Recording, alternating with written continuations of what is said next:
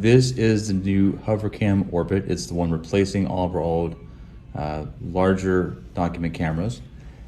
It is most likely plugged up to the back via two cables, one on the left that's for power and one on the right that's for HDMI. The HDMI brings it to the wall and then takes it to your screen. To have it show up on your screen, you're going to want to use your remote and press the HDMI button until it rotates around where you can see it. HDMI 2 is for the whole school video. The one that says video is nothing. HDMI 1 should be the document camera. The document camera has a few simple controls.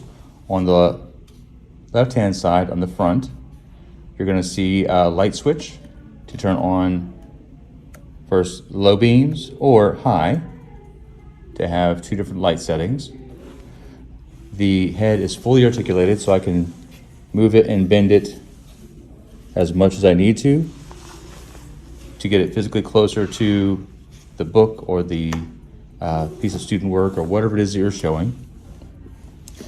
Again, down here at the bottom, there are some controls.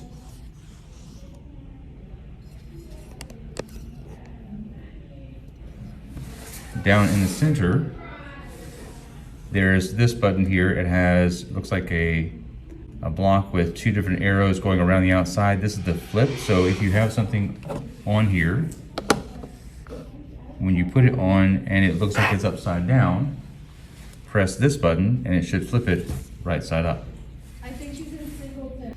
You have some additional buttons. On the right, the top and bottom are the digital zoom in and out. So not only can you physically raise and lower the camera using the hinges, you can also use the digital plus and minus to zoom in or zoom out on what the camera is showing. On the left-hand side, you have two autofocus buttons. AF, the first one on the top, autofocuses.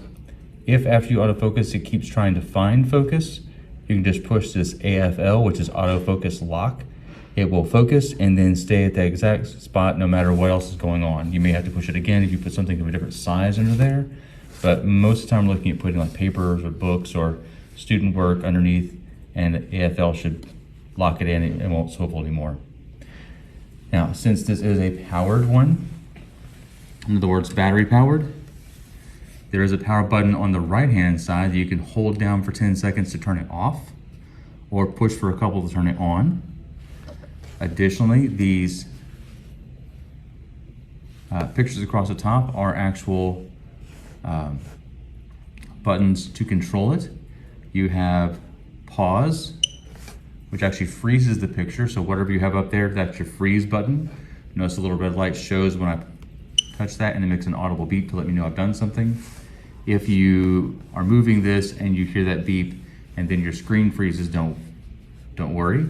Just make sure that you unfreeze it when you're done, so it goes back. The other ones of these are for taking still or videos, but that only works if you have a memory card plugged into this little slot down here. With no memory card, these two buttons are ones you can just ignore.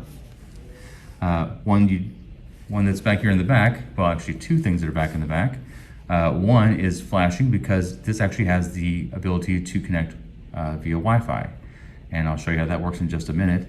But in the very far back, that's your battery indicator. Currently, this one is fully charged, so all three buttons are fully blue as it uses the battery, and the battery lasts a good 6 hours without having to be plugged up.